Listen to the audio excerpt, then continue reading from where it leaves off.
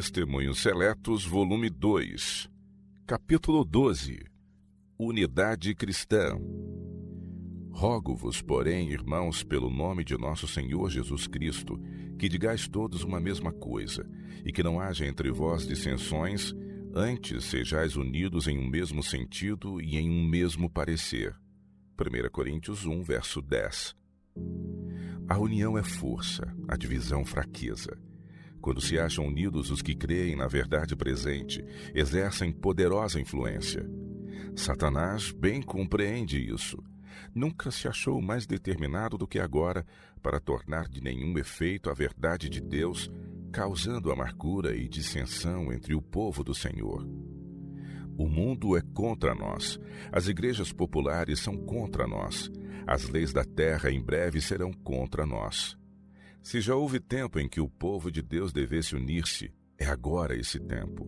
Deus nos confiou as verdades especiais para este tempo, a fim de as tornar conhecidas ao mundo. A última mensagem de misericórdia está sendo proclamada agora. Estamos lidando com homens e mulheres que rumam ao juízo. Quão cuidadosos devemos ser para em cada palavra e ato seguir de perto o modelo, para que nosso exemplo leve homens a Cristo. Com que cuidado devemos procurar apresentar a verdade de tal modo que os outros, contemplando-lhe a beleza e simplicidade, sejam levados a recebê-la. Se nosso caráter testifica de seu poder santificador, seremos uma contínua luz aos outros, epístolas vivas, conhecidas e lidas por todos. Não podemos agora correr o risco de dar lugar a Satanás, nutrindo a desunião, discórdia e lutas. Que existisse a união e amor entre seus discípulos foi a preocupação expressa na última oração de nosso Salvador por eles antes de sua crucifixão. Tendo ante si a agonia da cruz, sua solicitude não foi por si mesmo, mas por aqueles que ele deixaria a continuar sua obra na terra. As provas mais severas os aguardavam, mas Jesus viu que seu perigo maior proviria de um espírito de amargura e divisão. Daí orar ele: santifica-os na verdade, a tua palavra é a verdade. Assim como tu me enviaste ao mundo, também eu os enviei ao mundo. E por eles me santifico a mim mesmo, para que também eles sejam santificados na verdade. E não rogo somente por estes, mas também por aqueles que pela sua palavra hão de crer em mim, para que todos sejam um, como tu, ó Pai, o és em mim e eu em ti. Que também eles sejam um em nós, para que o mundo creia que tu me enviaste. João capítulo 17, de 17 a 21. Essa oração de Jesus abrange todos os seus seguidores até o fim do tempo. Nosso Salvador previa as provas e perigos de seu povo. Ele não é indiferente às dissensões e divisões que perturbam e enfraquecem sua igreja. Contempla-nos com mais profundo interesse e mais terna compaixão do que a do coração dos pais terrestres para com o filho transviado e aflito. Manda que aprendamos dele, convida-nos a nele confiarmos, ordena-nos que abramos o coração para acolher o seu amor. Deus se empenhou para nos ajudar. Constante guia espiritual. Quando Cristo ascendeu ao céu, deixou a obra na terra aos cuidados de seus servos, os subpastores. Ele mesmo deu uns para apóstolos e outros para profetas, e outros para evangelistas e outros para pastores e doutores, querendo o aperfeiçoamento dos santos para a obra do ministério, para a edificação do corpo de Cristo, até que todos cheguemos à unidade da fé e ao conhecimento do Filho de Deus, a varão perfeito, à medida da estatura completa de Cristo.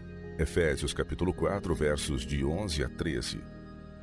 Ao enviar os seus pastores, nosso Salvador deu dons aos homens, pois por meio deles ele comunica ao mundo as palavras da vida eterna. Este é o meio ordenado por Deus para o aperfeiçoamento dos santos em conhecimento e verdadeira santidade. A obra dos servos de Cristo não é meramente pregar a verdade.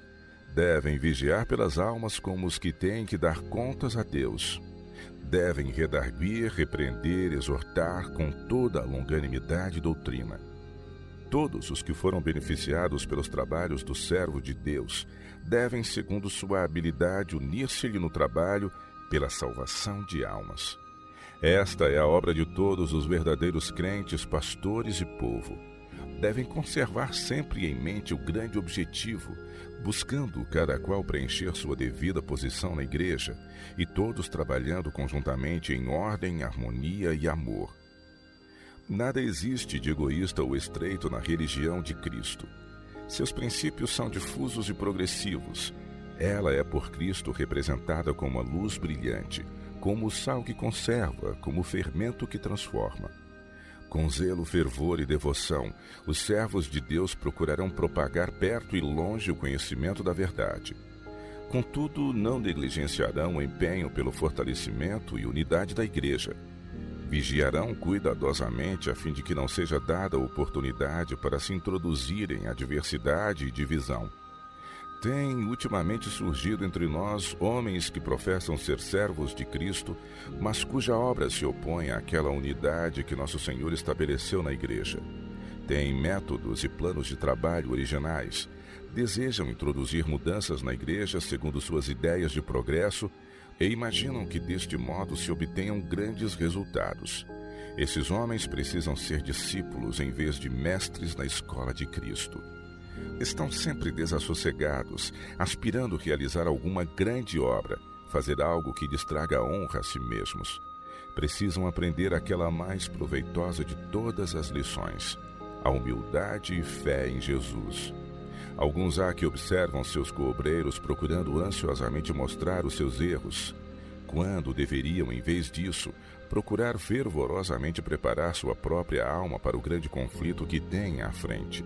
O Salvador lhes ordena: aprendei de mim, que sou manso e humilde de coração, e encontrareis descanso para as vossas almas. Mateus 11, 29.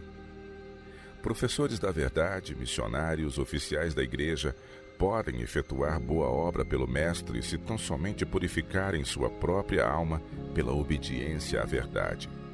Todo cristão vivo será um desinteressado obreiro por Deus.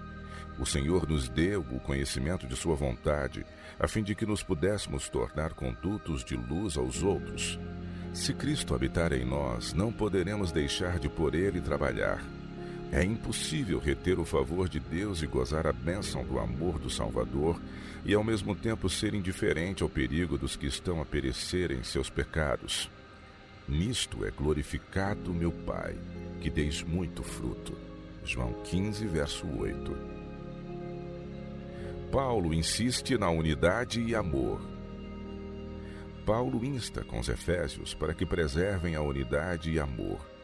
Rogo-vos, pois, eu, o preso do Senhor, que andeis como é digno da vocação com que fostes chamados, com toda a humildade e mansidão, com longanimidade, suportando-vos uns aos outros em amor, procurando guardar a unidade do Espírito pelo vínculo da paz. Há um só corpo e um só Espírito, como também fostes chamados em uma só esperança da vossa vocação, um só Senhor, uma só fé, um só batismo, um só Deus e Pai de todos, o qual é sobre todos, por todos e em todos. Efésios 4, de 1 a 6. O apóstolo exorta seus irmãos a manifestarem em sua vida o poder da verdade que ele lhes apresentara. Por sua mansidão e bondade, paciência e amor, deviam exemplificar o caráter de Cristo e as bênçãos de sua salvação. Só há um corpo e um Espírito, um Senhor, uma fé. Como membros do corpo de Cristo, todos os crentes são animados pelo mesmo Espírito e a mesma esperança. Divisões na igreja desonram a religião de Cristo ante o mundo e dão ocasião aos inimigos da verdade para justificar o seu procedimento. As instruções de Paulo não foram escritas apenas para a igreja de seus dias. Era desígnio de Deus que viessem até nós. O que estamos fazendo para preservar a unidade nos laços da paz? Quando o Espírito Santo foi derramado sobre a igreja primitiva, os irmãos amavam-se uns aos outros. Comiam juntos com alegria e singeleza de coração, louvando a Deus e caindo na graça de todo o povo. E todos os dias acrescentava o Senhor à igreja aqueles que se haviam de salvar. Atos capítulo 2, versos 46 e 47. Aqueles cristãos primitivos eram poucos em número, sem abastança ou honras, mas exerciam poderosa influência. Deles irradiava a luz do mundo. Eram um terror aos malfeitores onde quer que eram conhecidos seu caráter e doutrinas. Por isso eram odiados pelos ímpios e perseguidos até a morte. A imutável norma de Deus. A norma de santidade é hoje a mesma que nos dias dos apóstolos. Nem as promessas, nem as reivindicações de Deus perderam coisa alguma de sua força. Mas qual é o estado do professo povo do Senhor em comparação com a igreja primitiva? Onde está o Espírito e o poder de Deus que naquele tempo acompanhava a pregação do Evangelho? Ai, como se escureceu o ouro! Como se mudou o ouro fino e bom! Lamentações 4, verso 1. O Senhor plantou sua igreja como uma vinha em campo fértil.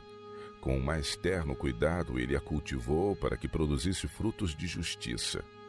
Sua linguagem é: que mais se podia fazer à minha vinha que eu lhe não tenha feito?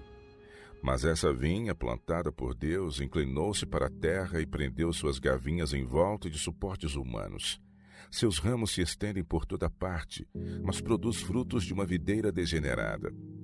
O Senhor da vinha declara: esperando eu que desse uvas, veio a produzir uvas bravas. Isaías 5, verso 4. O Senhor concedeu grandes bênçãos à sua igreja. A justiça exige que ela devolva esses talentos com juros. Como aumentaram os tesouros da verdade confiados à sua guarda, aumentaram também suas obrigações. Mas em vez de desenvolver esses dons e avançar rumo da perfeição, ela volveu atrás daquilo que alcançara em sua experiência anterior. A mudança em seu estado espiritual processou-se gradualmente e quase imperceptivelmente. Ao começar a buscar o louvor e a amizade do mundo, sua fé diminuiu, seu zelo acabou, sua fervorosa devoção cedeu lugar à formalidade morta. Cada passo rumo do mundo foi um passo para mais longe de Deus. À medida que o orgulho e a ambição mundana foram acariciados, afastou-se o Espírito de Cristo e insinuaram-se a rivalidade, dissensão e luta para desviar e enfraquecer a igreja. Escreve Paulo aos seus irmãos coríntios: ainda sois carnais, pois havendo entre vós inveja, contendas e dissensões, não sois porventura carnais e não andais segundo os homens? 1 Coríntios 3, verso 3. É impossível que espíritos perturbados pela inveja e luta compreendam as profundas verdades espirituais da palavra de Deus. O homem natural não compreende as coisas do Espírito de Deus, porque lhe parecem loucura e não pode entendê-las porque elas se discernem espiritualmente. 1 Coríntios 2, verso 14. Não podemos compreender nem apreciar devidamente a revelação divina, sem o auxílio daquele Espírito pelo qual foi dada a palavra. Os que são designados para guardar os interesses espirituais da igreja devem ser cuidadosos em dar o exemplo devido, não dando ocasião a invejas, ciúmes ou suspeitas, manifestando sempre aquele mesmo espírito de amor, respeito e cortesia que desejam incentivar em seus irmãos. Atenção diligente deve ser dada às instruções da palavra de Deus. Seja contida toda manifestação de animosidade ou falta de bondade, seja removida toda raiz de amargura. Quando surgem dificuldades entre irmãos, deve ser seguida à risca a regra do Salvador. Todo esforço possível deve ser feito para conseguir a reconciliação, mas se as partes persistirem obstinadamente em continuar em divergência, devem ser suspensas até que possam harmonizar-se. Tempo de exame do coração. Ao ocorrerem dificuldades na igreja, examine cada membro o seu coração para ver se a causa da dificuldade não está nele. Pelo orgulho espiritual, o desejo de mandar, um ambicioso anelo de honras ou posição, falta de domínio próprio, condescendência com a paixão ou preconceito, pela instabilidade ou falta de discernimento, a igreja pode ser perturbada e sacrificada sua paz. As dificuldades são muitas vezes causadas pelos passadores de diz que me diz quês, cujas insinuações e sugestões cochichadas envenenam espíritos confiados e separam os amigos mais íntimos. Os promotores de desordem são apoiados em sua má obra pelos muitos que estão de ouvidos abertos e coração mau, dizendo: diga e nós o espalharemos. Esse pecado não deve ser tolerado entre os seguidores de Cristo. Nenhum pai cristão deve permitir que boatos sem fundamento sejam repetidos no círculo da família, ou feitas observações que desonrem os membros da igreja. Devem os cristãos considerar como dever religioso reprimir um espírito de inveja ou rivalidade. Devem alegrar-se com a boa reputação ou prosperidade de seus irmãos, mesmo quando seu próprio caráter ou realizações pareçam lançados na sombra. Foi o orgulho e a ambição nutridos no coração de Satanás que o baniram do céu. Esses males acham-se arraigados profundamente em nossa natureza caída, e se não forem removidos, lançarão sua sombra sobre todas as qualidades boas e nobres, produzindo invejas e discórdias como seus frutos malignos. Devemos buscar a verdadeira bondade em vez da grandeza. Os que possuem a mente de Cristo terão de si mesmos opinião humilde.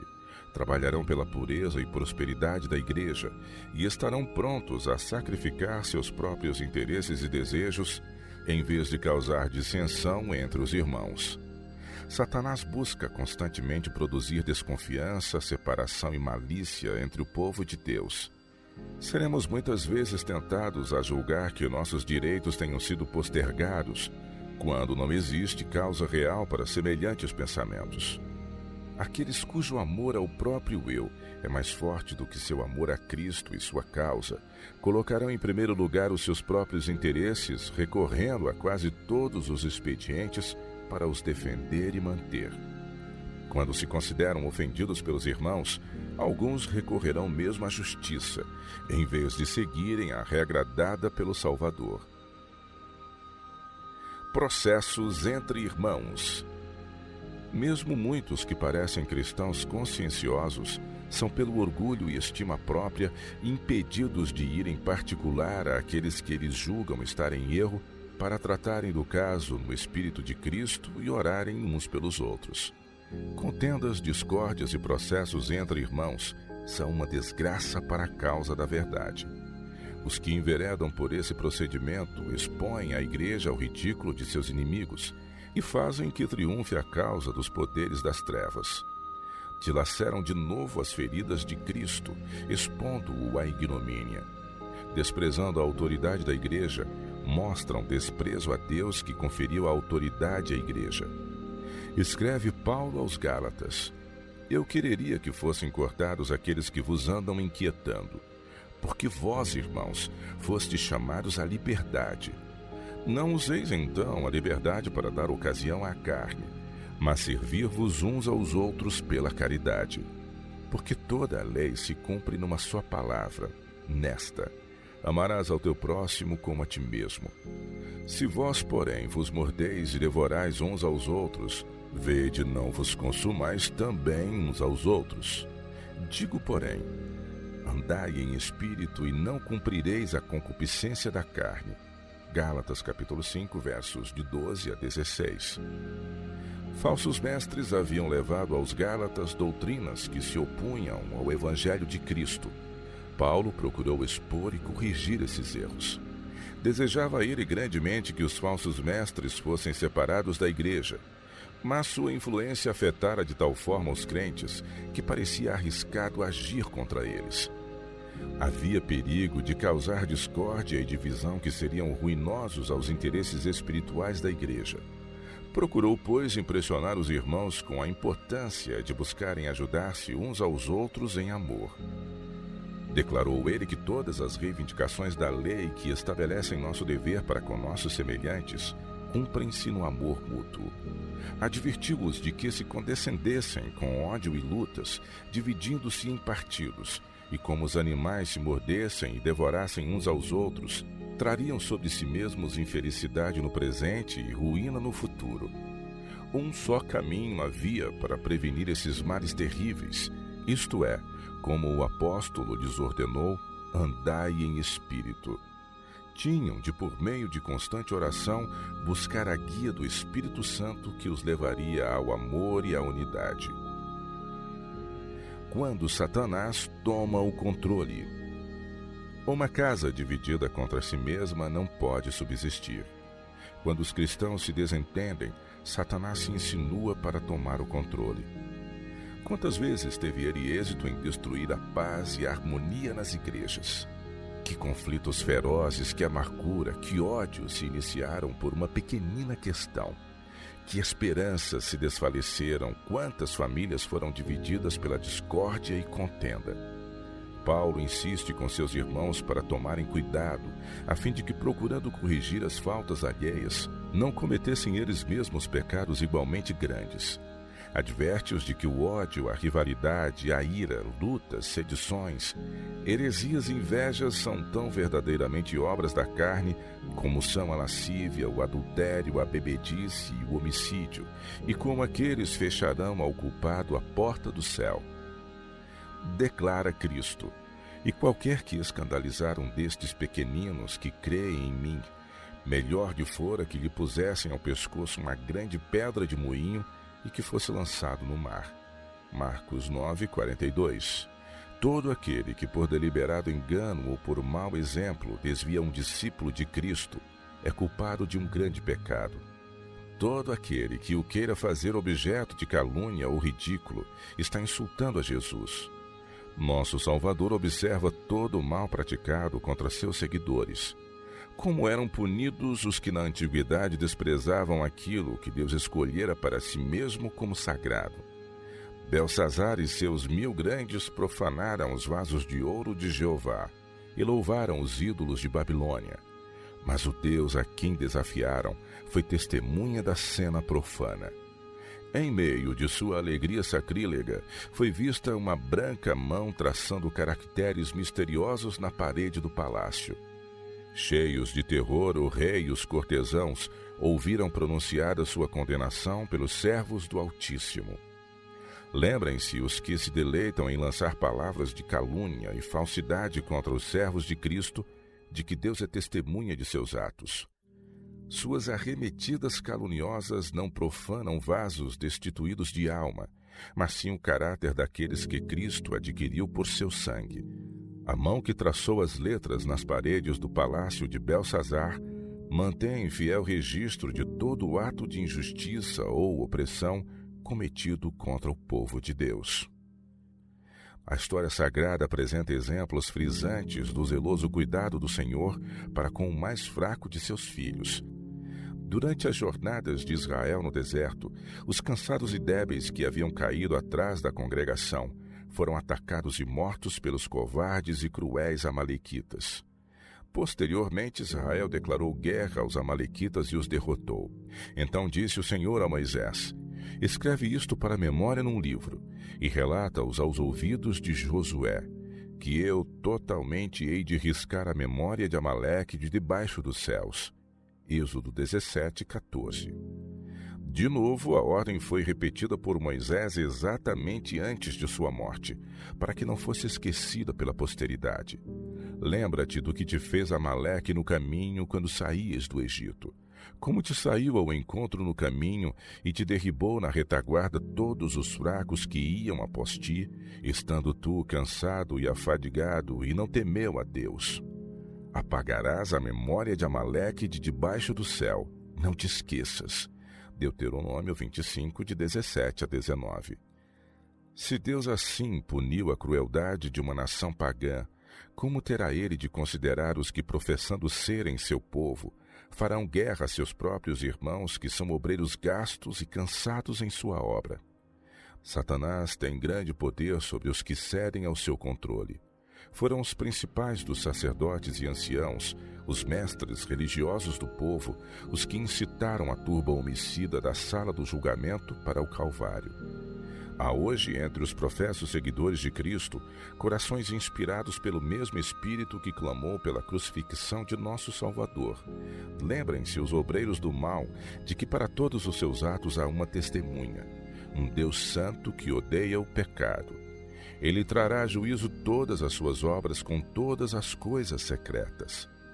Nós, que somos fortes, devemos suportar as fraquezas dos fracos e não agradar a nós mesmos. Portanto, cada um de nós agrade ao seu próximo no que é bom para a edificação, porque também Cristo não agradou a si mesmo. Como Cristo tem tido misericórdia de nós, ajudando-nos em nossas fraquezas e pecaminosidade, assim devemos nós ter misericórdia de outros e ajudá-los.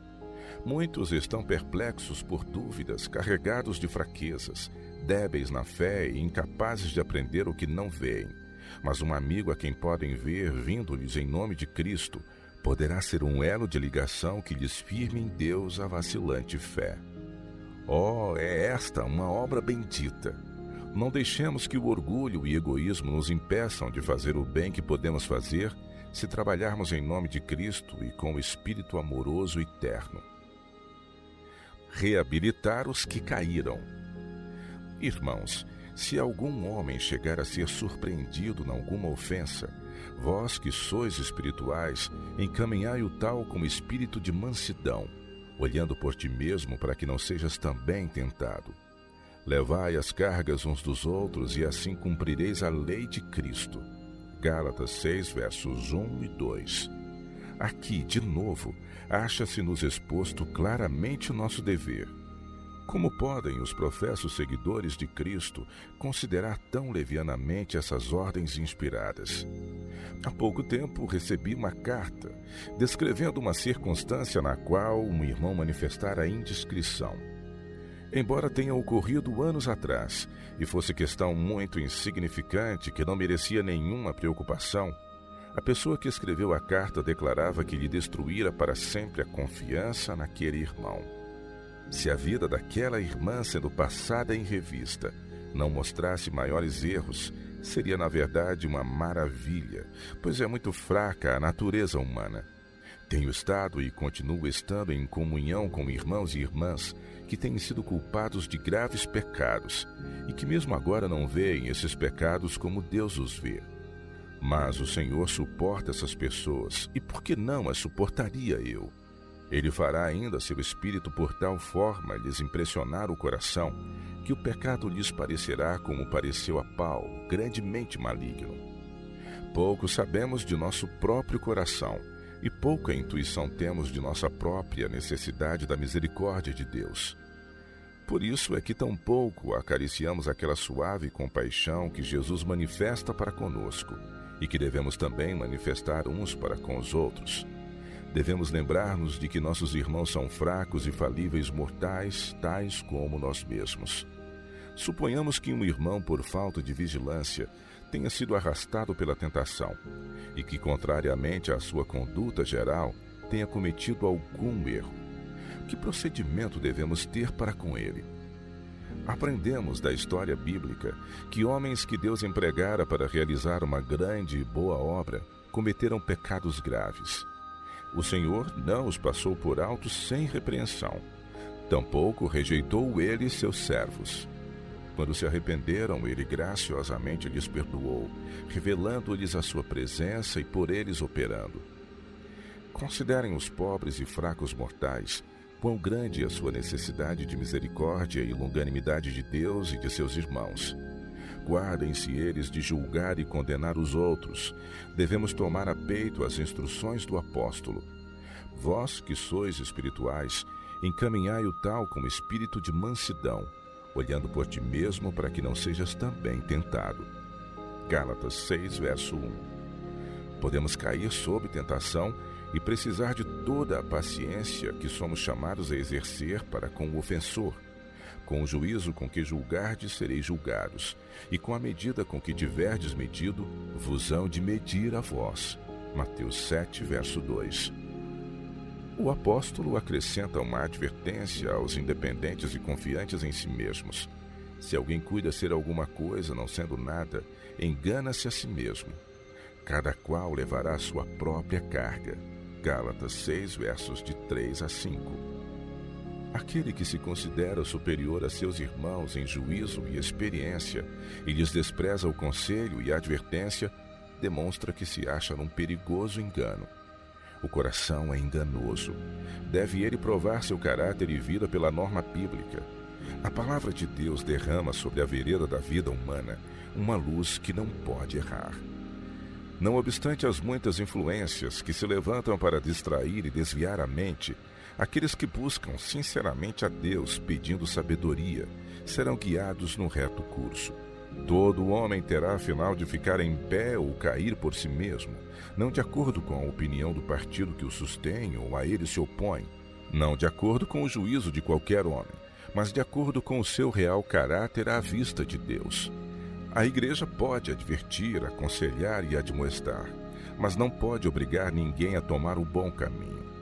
Todo o que persistir em menosprezar a palavra de Deus terá de levar sua própria carga, responder a Deus por si mesmo e sofrer as consequências de seu procedimento.